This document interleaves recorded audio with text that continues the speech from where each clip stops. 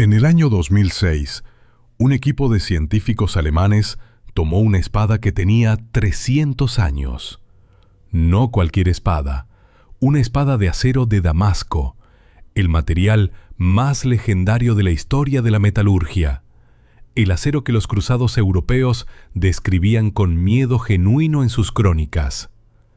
El acero que, supuestamente, cortaba la seda en el aire y partía otras espadas sin perder el filo. Los científicos pusieron esa espada bajo un microscopio electrónico de transmisión, un instrumento que puede ver estructuras de tamaño nanométrico, estructuras miles de veces más pequeñas que el grosor de un cabello humano. Y lo que vieron en el interior del acero los dejó sin palabras. Nanotubos de carbono, estructuras cilíndricas de carbono de una sola capa de átomos con propiedades mecánicas extraordinarias que la ciencia moderna descubrió en 1991. Estructuras que la nanotecnología del siglo XXI todavía no sabe fabricar de manera controlada a escala industrial.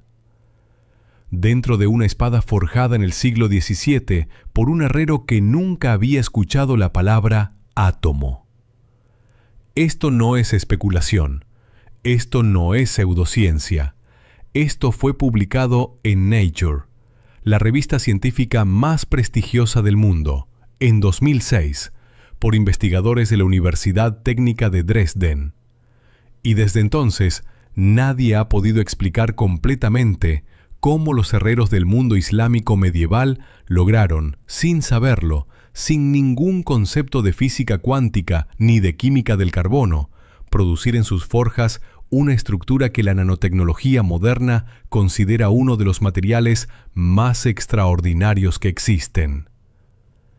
Esta noche vamos a intentar responder esa pregunta. Vamos a hablar de acero, de carbono, de átomos organizados de maneras que desafían lo que el mundo moderno cree sobre la capacidad tecnológica del pasado. Y vamos a descubrir que la línea entre lo que llamamos artesanía antigua y lo que llamamos nanotecnología moderna es mucho más delgada de lo que ningún libro de texto te ha dicho. Quédate hasta el final, porque lo que vamos a revelar en el minuto 38 va a cambiar la manera en que ves cada objeto metálico que tocas. Hay materiales en la historia humana que trascienden su función práctica y se convierten en símbolos. El oro es un símbolo de valor y permanencia. El mármol es un símbolo de grandeza y civilización. Y el acero de Damasco es un símbolo de algo más difícil de nombrar. Es el símbolo de una perfección técnica que desapareció y que durante siglos nadie pudo recuperar.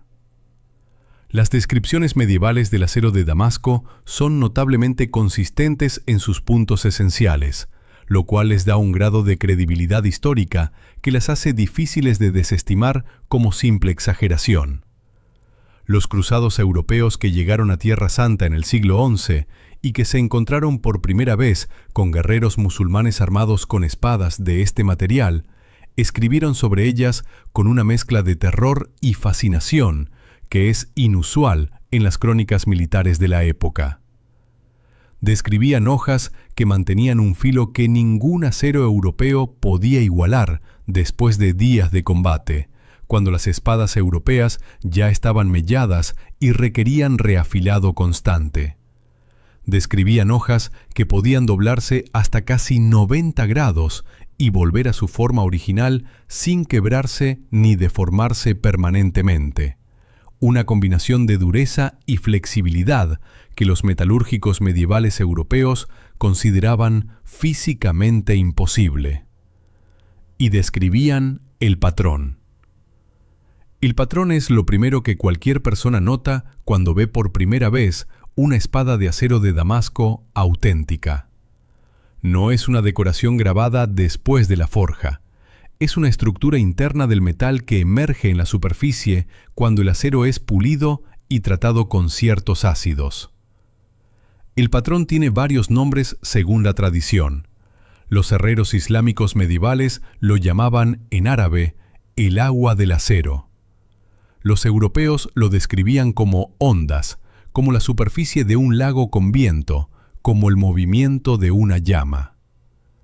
Es un patrón de bandas claras y oscuras que se entrelazan en espirales o en líneas onduladas a lo largo de toda la longitud de la hoja. Ese patrón no es accidental. Es la manifestación visual de una microestructura interna del metal, que es el secreto de sus propiedades extraordinarias. Y ese secreto estuvo perdido durante más de 200 años. El acero de Damasco dejó de producirse en algún momento del siglo XVIII. La fecha exacta no está clara. La causa tampoco está completamente establecida. Lo que sí está establecido es el hecho. Los herreros que en el siglo XVII todavía producían hojas con el patrón característico y con las propiedades extraordinarias del acero genuino, dejaron de poder hacerlo. Los aprendices que heredaron sus talleres, sus herramientas, sus hornos, incluso sus fórmulas escritas, no podían reproducir el material. No porque faltara dedicación o habilidad, sino porque el conocimiento que hacía posible ese acero no estaba completamente en las fórmulas escritas. Estaba en las manos, en los ojos que veían el color del metal incandescente y sabían exactamente qué temperatura representaba, en el oído que escuchaba el sonido del metal sobre el yunque y sabía si el golpe era el correcto. Era conocimiento tácito, el tipo de conocimiento que solo se transmite de maestro a aprendiz en años de práctica compartida. Y en algún punto de la cadena de transmisión, algo se rompió. El conocimiento desapareció. Y durante más de 200 años, los mejores metalúrgicos del mundo intentaron recuperarlo sin éxito. La obsesión científica con el acero de Damasco no es un fenómeno reciente. Michael Faraday, el físico inglés que descubrió la inducción electromagnética y cuyo nombre lleva la unidad de capacitancia eléctrica, pasó años en el siglo XIX analizando muestras de acero de Damasco intentando descubrir su secreto. Faraday era uno de los mejores experimentadores del mundo. Sus trabajos sobre el electromagnetismo cambiaron la historia de la física. Y el acero de Damasco lo venció. No pudo reproducir ni explicar completamente las propiedades del material. Si Michael Faraday no pudo resolverlo en el siglo XIX, la dificultad del problema queda establecida. Antes de hablar de la nanotecnología, necesitamos corregir un malentendido fundamental sobre el acero de Damasco que incluso muchas personas interesadas en el tema llevan sin corregir. El acero de Damasco no se hacía en Damasco. El nombre acero de Damasco es un ejemplo perfecto de la confusión por conveniencia narrativa que discutimos en el episodio sobre los jardines colgantes. Damasco era el punto de venta, el mercado, el lugar donde los comerciantes europeos y del Mediterráneo compraban las espadas más extraordinarias del mundo conocido. Pero el material del que estaban hechas venía de otro lugar completamente diferente. Venía de India, y en menor medida de Persia y de Sri Lanka. Se llamaba Woods. El Woods es un acero de altísimo contenido en carbono producido mediante un proceso de fundición específico que los herreros del sur de India, particularmente en la región de lo que hoy es el estado de Tamil Nadu, desarrollaron en algún momento entre el siglo IV a.C. y el siglo IV de nuestra era. Las fechas no están completamente establecidas.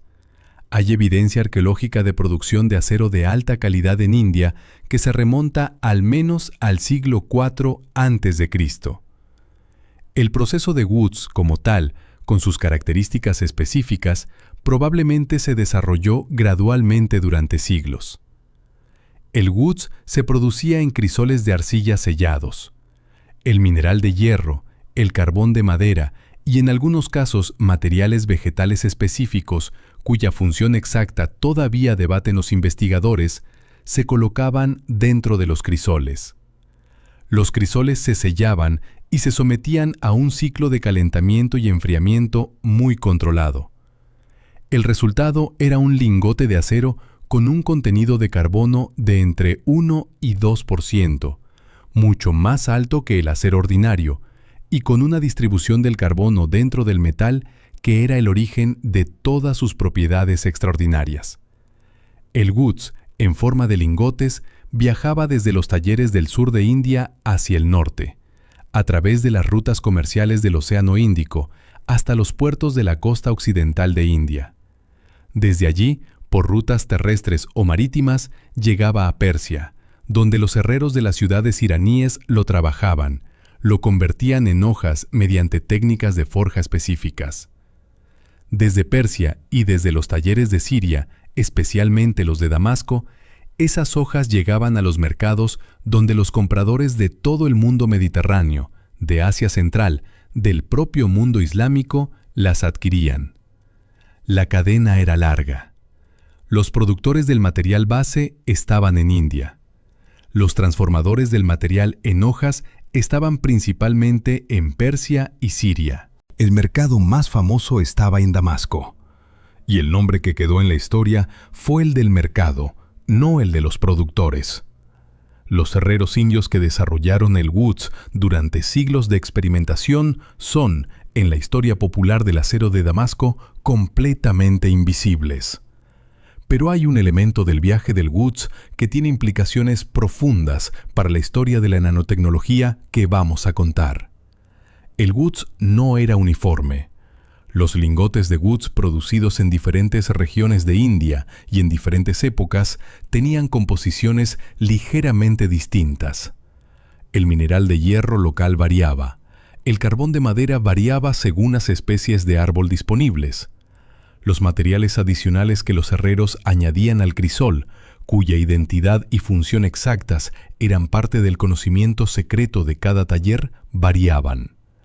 Y esas variaciones producían guts con propiedades ligeramente diferentes. Los herreros persas y sirios que compraban guts aprendieron a distinguir las calidades, a pagar más por los lingotes con las características que producían el mejor acero. Había un mercado de guts con diferentes categorías de calidad y precios correspondientes. Los metalúrgicos medievales no sabían lo que era el carbono como elemento químico. No sabían nada de la estructura cristalina de los metales, pero sabían exactamente qué lingotes compraban y por qué pagaban más por unos que por otros. Era conocimiento empírico de una precisión notable sobre diferencias en la composición del material que la química moderna tardaría siglos en explicar en términos atómicos. Tenemos el material base, el guts con su alto contenido de carbono y su distribución específica del carbono en el metal. Pero el guts en bruto no es el acero de Damasco.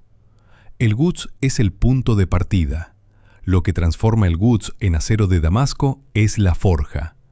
Y la forja del acero de Damasco era, probablemente, el proceso artesanal más complejo y más exigente que existía en el mundo premoderno. Para entender por qué la forja importa tanto, necesitamos hablar brevemente de física del acero. El acero es hierro con carbono. El carbono puede estar distribuido en el hierro de distintas maneras, y cada distribución produce propiedades mecánicas completamente diferentes. Si el carbono está distribuido de manera uniforme y desordenada, el acero es duro pero frágil. Se rompe bajo impacto. Si el carbono está distribuido en ciertos patrones cristalinos específicos, el acero puede combinar dureza y flexibilidad, de maneras que los primeros principios de la física del sólido del siglo XIX no podían explicar completamente. La forja controla cómo el carbono se redistribuye dentro del metal. La temperatura a la que se calienta el metal determina qué transformaciones de fase ocurren en la estructura cristalina. La velocidad a la que se enfría determina en qué estructuras cristalinas congela el metal cuando solidifica. El ritmo y la fuerza de los golpes del martillo determinan cómo se deforma y refina la microestructura. La combinación de todos esos parámetros, temperatura, velocidad de enfriamiento, ritmo de golpes, produce el acero final con sus propiedades específicas. El herrero que forjaba acero de Damasco no tenía termómetros. No tenía curvas de tiempo-temperatura publicadas en libros de metalurgia. No tenía análisis de difracción de rayos X para verificar la estructura cristalina del metal. Lo que tenía era algo que los ingenieros modernos, cuando intentan describirlo, tienen que recurrir a términos que suenan más a arte que a ciencia. Tenía el ojo. El color del metal incandescente es un indicador de temperatura extraordinariamente preciso. Un herrero con experiencia puede estimar la temperatura del metal con un margen de error de 20 o 30 grados simplemente por el color de la luz que emite. Rojo oscuro, rojo cereza, naranja, amarillo, blanco. Cada color corresponde a un rango de temperatura, y cada rango de temperatura en el acero de Woods corresponde a una estructura cristalina diferente. El herrero aprendía a leer esos colores durante años de práctica. Su maestro le enseñaba, no con palabras ni con fórmulas, sino con la mano en su hombro y un gesto hacia el metal. Ese color, ahora. Ese color, espera. El ciclo de forja del acero de Damasco genuino era largo y preciso. El lingote de Woods se calentaba hasta una temperatura específica, identificada por su color, y luego se trabajaba con el martillo en una secuencia de golpes que los herreros tenían internalizados, como un músico tiene internalizado el ritmo de una pieza. Luego se enfriaba a una velocidad controlada, no en agua, que enfriaría demasiado rápido y haría el acero frágil. No al aire libre simplemente, que podría ser demasiado lento dependiendo de la temperatura ambiente. En un medio específico, cuya composición exacta variaba según la tradición de cada taller. Luego se volvía a calentar y se repetía el ciclo, varias veces, a veces docenas de veces. Y en cada ciclo, la microestructura interna del metal se transformaba un poco más hacia el estado final deseado. Pero hay un detalle del proceso de forja que Verhoeven, el metalúrgico americano que más profundamente estudió el acero de Damasco en las décadas de 1990 y 2000, identificó como probablemente crucial para la formación de las estructuras nanométricas: las impurezas. El Woods de alta calidad, paradójicamente, no era Woods perfectamente puro. Contenía cantidades pequeñísimas de otros elementos: carburo de vanadio, carburo de manganeso, otros carburos metálicos que venían del mineral de hierro específico usado en India y que variaban según la región de origen del mineral. Esas impurezas, en cantidades de fracciones de porcentaje, actuaban como catalizadores durante el proceso de forja. En ciertos rangos de temperatura, esas impurezas catalíticas facilitaban la organización del carbono en el metal en estructuras específicas. Estructuras que la nanotecnología moderna reconoce como nanotubos de carbono. Llegamos al corazón de la historia, el momento en que la ciencia moderna miró dentro de una espada antigua y encontró algo que no debería estar allí. Peter Paufler es profesor de la Universidad Técnica de Dresden, Alemania, especialista en cristalografía, el estudio de la estructura cristalina de los materiales sólidos. En la primera mitad de los años 2000, Paufler y su equipo obtuvieron acceso a varias espadas de acero de Damasco auténticas de distintas colecciones museísticas europeas, no para estudiarlas histórica o estéticamente, para estudiarlas físicamente, con las herramientas más poderosas disponibles para la caracterización de materiales en la ciencia moderna. El instrumento principal que usaron fue el microscopio electrónico de transmisión. El microscopio electrónico de transmisión, o TEM por sus siglas en inglés, no usa luz visible para producir imágenes, usa electrones. Y porque la longitud de onda de los electrones es miles de veces más pequeña que la de la luz visible, puede resolver estructuras miles de veces más pequeñas que cualquier microscopio óptico. Un microscopio óptico ordinario puede ver estructuras de hasta aproximadamente 200 nanómetros. Un TEM puede ver estructuras de menos de 1 nanómetro. Puede ver la distribución de átomos individuales en una red cristalina. Es el instrumento que los nanotecnólogos usan para verificar que han fabricado lo que dicen haber fabricado cuando trabajan a escala nanométrica. Cuando el equipo de Paufler preparó muestras de las espadas de Damasco para el análisis en el TEM, lo que esperaban encontrar era la microestructura de cementita en bandas que los metalúrgicos ya conocían. Bandas de carburo de hierro, la cementita, alternando con bandas de acero más suave, produciendo el patrón visible y las propiedades de dureza y flexibilidad del material. Eso lo encontraron, pero también encontraron algo más. En las muestras del acero más antiguo y de mejor calidad, dentro de las bandas de cementita, los investigadores encontraron estructuras cilíndricas de carbono con diámetros de entre 5 y 50 nanómetros y longitudes de hasta varios cientos de nanómetros. Estructuras cilíndricas de carbono de pocas capas atómicas. Nanotubos de carbono. Los nanotubos de carbono son, en el vocabulario de la nanotecnología moderna, uno de los materiales más extraordinarios que existen. Se descubrieron en 1991, cuando el físico japonés Sumio Iijima los observó por primera vez en el TEM mientras estudiaba el hollín producido por la descarga eléctrica entre electrodos de grafito. Sus propiedades son extraordinarias en casi todos los sentidos. Son más duros que el diamante en la dirección de su eje. Tienen una resistencia a la tensión unas 100 veces superior a la del acero de igual peso.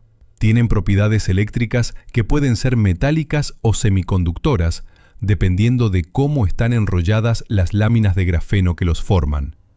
Son excelentes conductores térmicos en la dirección de su eje.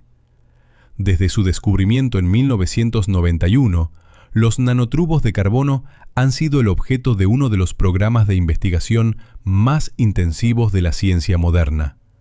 Miles de papers publicados cada año.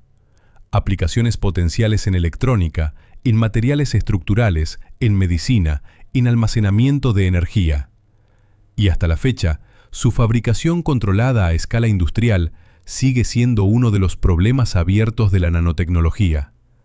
Nadie sabe fabricar nanotubos de carbono de manera barata, consistente, con el diámetro y la longitud que se necesita para cada aplicación. Los herreros medievales del mundo islámico los estaban produciendo hace 700 años. Sin saberlo. Sin ningún concepto de átomos, de enlace covalente, de estructura cristalina. Simplemente siguiendo el proceso que sus maestros les habían transmitido y que sus propios maestros habían heredado de generaciones anteriores. Además de los nanotubos, el equipo de Paufler encontró en las muestras de acero de Damasco otra estructura que nadie esperaba: nanohilos de cementita. La cementita es el carburo de hierro, el compuesto de hierro y carbono que forma las bandas oscuras del patrón visible del acero de Damasco. En el acero de Damasco ordinario, esas bandas de cementita son estructuras de escala micrométrica, visibles al microscopio óptico como las bandas oscuras del patrón. Pero dentro de esas bandas, en las muestras analizadas por el equipo de Dresden, había estructuras mucho más pequeñas. Filamentos de cementita de diámetro nanométrico, nanohilos, estructuras lineales de carburo de hierro con diámetros de entre 20 y 50 nanómetros, encapsuladas dentro de los nanotubos de carbono. Nanotubos de carbono con nanohilos de carburo de hierro dentro. Una estructura dentro de otra estructura, ambas de escala nanométrica, ambas con propiedades mecánicas extraordinarias, ambas produciéndose durante el proceso de forja en una herrería medieval. El artículo de Pofler y su equipo, titulado Carbon Nanotubes in an Ancient Damascus Saber, fue publicado en la revista Nature el 16 de noviembre de 2006. No en una revista de historia, no en una revista de arqueología, en Nature, la revista que publica los avances científicos más significativos en todas las disciplinas. El hallazgo fue considerado lo suficientemente importante y lo suficientemente bien documentado como para merecer publicación en la revista más exigente del mundo científico. Desde entonces, ningún investigador serio ha cuestionado el hallazgo en sí. Los nanotubos están en el acero. Eso está establecido. La discusión continúa sobre exactamente cómo se formaron y sobre qué propiedades mecánicas específicas les atribuir, pero su presencia es un hecho científico establecido. Y ahora viene la pregunta más fascinante. ¿Cómo?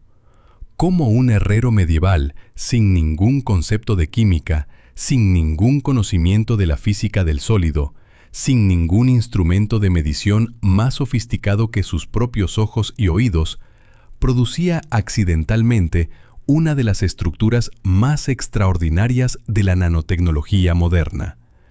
La respuesta que la comunidad científica ha construido en los años desde el artículo de Pofler involucra 3 elementos que se combinaron de maneras que nadie podría haber predicho.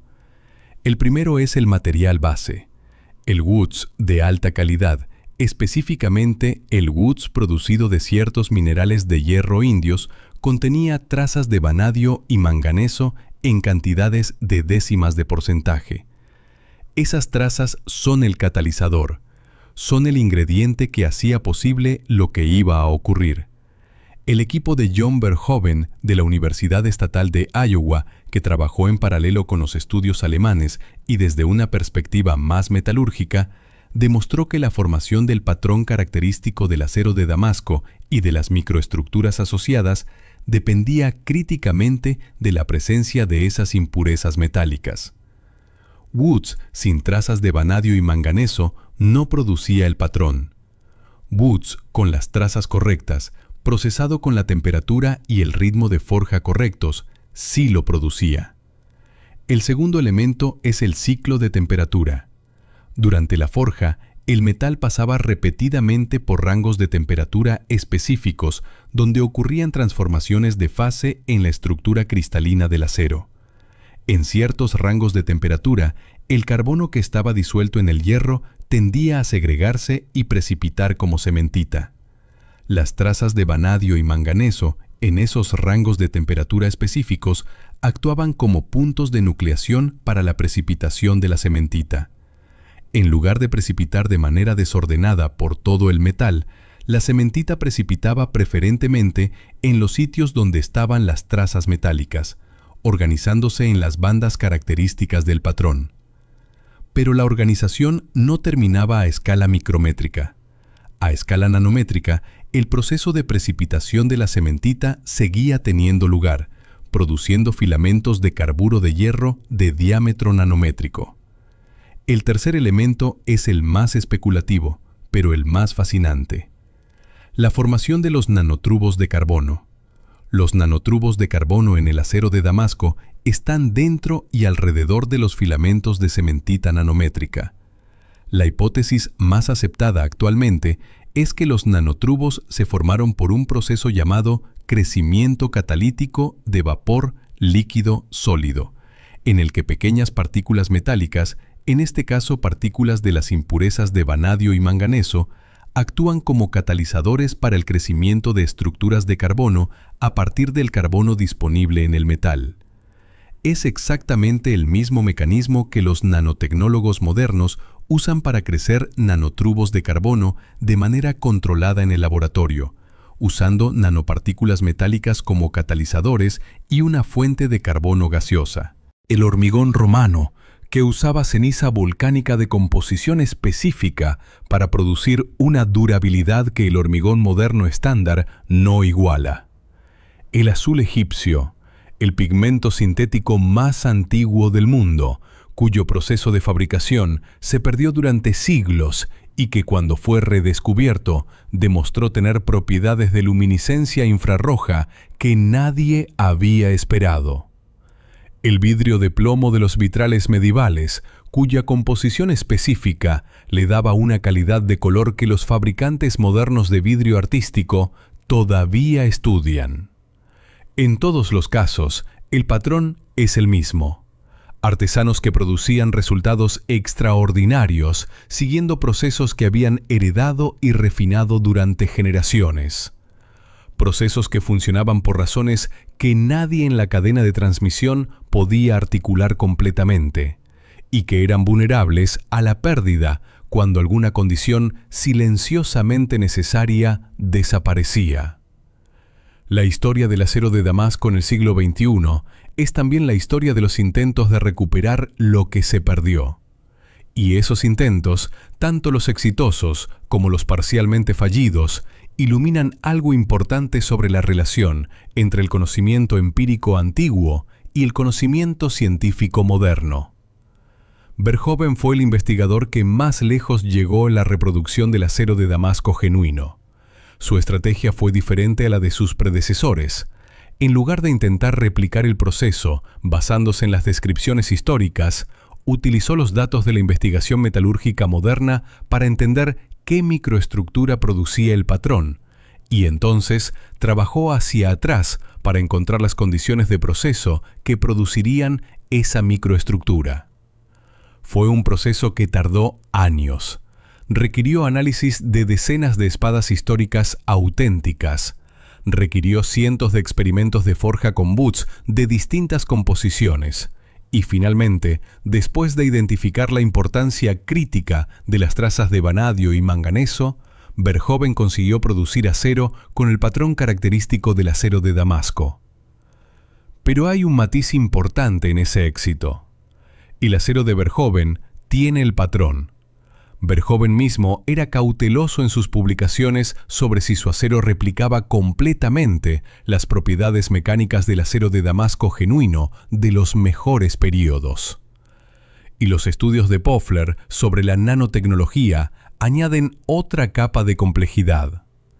Las nanotrubos de carbono que Pofler encontró en las espadas históricas no han sido reproducidos de manera sistemática en los intentos modernos de replicación del acero. No sabemos con certeza si están presentes en el acero de Verhoeven. Su análisis no incluyó microscopía electrónica de transmisión de alta resolución en las muestras reproducidas. Y no sabemos con certeza cuánto contribuyen los nanotrubos a las propiedades mecánicas extraordinarias del acero histórico, comparado con la contribución de la microestructura de cementita en bandas que sí ha sido replicada. El misterio no está completamente resuelto. Hay también un frente completamente diferente en el que la investigación sobre el acero de Damasco está produciendo resultados. El frente de la fabricación directa de nanotrubos. Varios grupos de investigación en Europa, Estados Unidos y Japón están estudiando el proceso de formación de nanotrubos en el acero de Damasco, no para reproducir el acero, sino para entender el mecanismo de crecimiento catalítico de nanotrubos, con el objetivo de aplicarlo en la fabricación moderna de materiales compuestos con nanotrubos. El interés no es histórico, es completamente práctico. Si los herreros medievales encontraron accidentalmente condiciones que producen nanotrubos de carbono de alta calidad, entender exactamente qué condiciones eran puede informar el diseño de procesos industriales para fabricar materiales compuestos con nanotrubos de manera más eficiente. El acero medieval como guía para la nanotecnología del futuro. Llegamos al final de nuestro viaje esta noche, y como siempre en este canal, quiero que nos detengamos antes de la salida y miremos el panorama completo. Porque la historia del acero de Damasco y sus nanotrubos no es solo una historia de metalurgia fascinante. Es una historia sobre lo que significa saber algo. Los herreros que producían acero de Damasco sabían algo que los mejores científicos del siglo XXI tardaron hasta el año 2006 en describir formalmente. No lo sabían en el sentido en que un físico moderno sabe que los nanotubos de carbono tienen propiedades mecánicas extraordinarias porque puede derivarlo de la estructura electrónica del grafeno y de la mecánica cuántica del enlace covalente. Lo sabían en el sentido en que sus manos sabían qué temperatura tenía el metal por el color que veían, en que su proceso incorporaba las condiciones necesarias para producir el resultado deseado, independientemente de si podían articular por qué esas condiciones producían ese resultado. Era conocimiento real, funcionaba, producía resultados reproducibles. Simplemente no era el tipo de conocimiento que la tradición científica occidental reconoce como conocimiento. Esta distinción importa por razones que van mucho más allá de la historia del acero. El mundo moderno tiene una tendencia a tratar el conocimiento científico formal como el único tipo de conocimiento legítimo.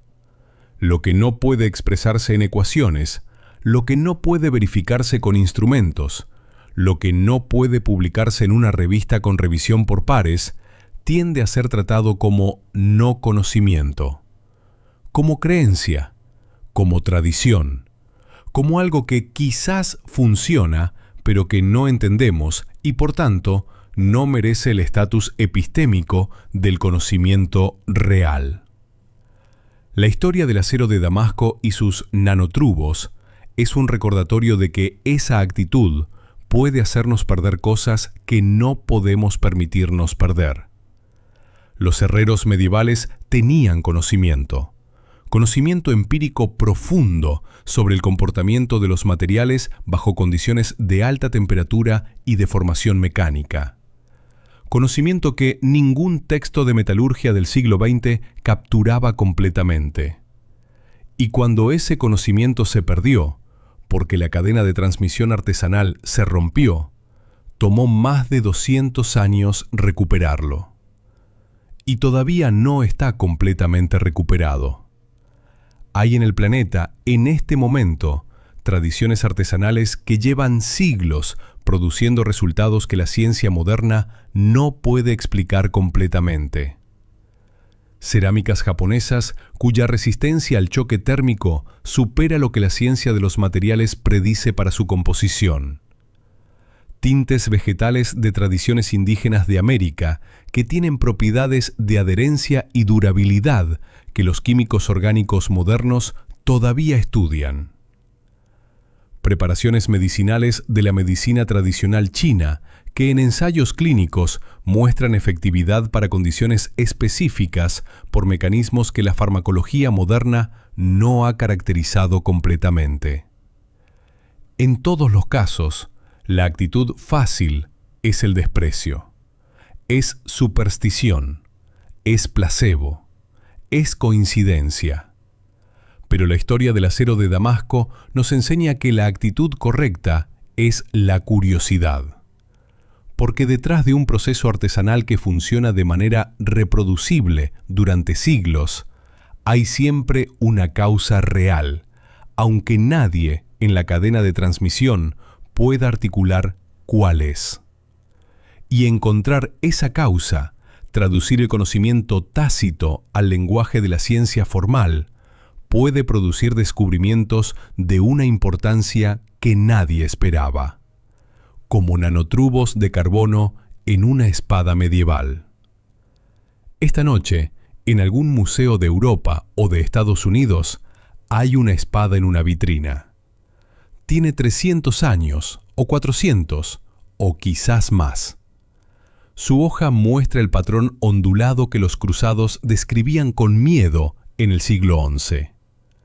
Y dentro del metal, invisibles al ojo humano, invisibles a cualquier instrumento que no sea un microscopio electrónico de última generación, hay cilindros de carbono de nanómetros de diámetro. Estructuras que la nanotecnología moderna no sabe fabricar de manera controlada.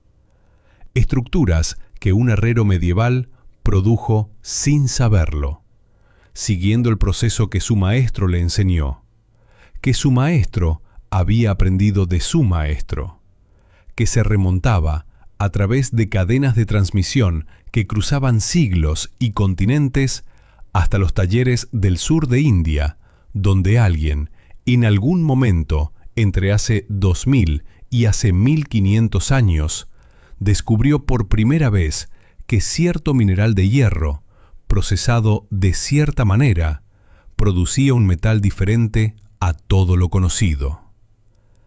Ese alguien no sabía lo que era el carbono, no sabía lo que era un nanotrubo, no sabía que estaba produciendo uno de los materiales más extraordinarios que la ciencia del siglo XXI ha caracterizado. Solo sabía que funcionaba. Y eso fue suficiente. Si este video cambió algo en la manera en que ves la inteligencia de quienes vivieron antes de nosotros, compártelo. Y dime en los comentarios, ¿qué otra tradición artesanal antigua crees que esconde secretos que la ciencia moderna todavía no ha descubierto? Esa conversación es donde empieza el próximo viaje.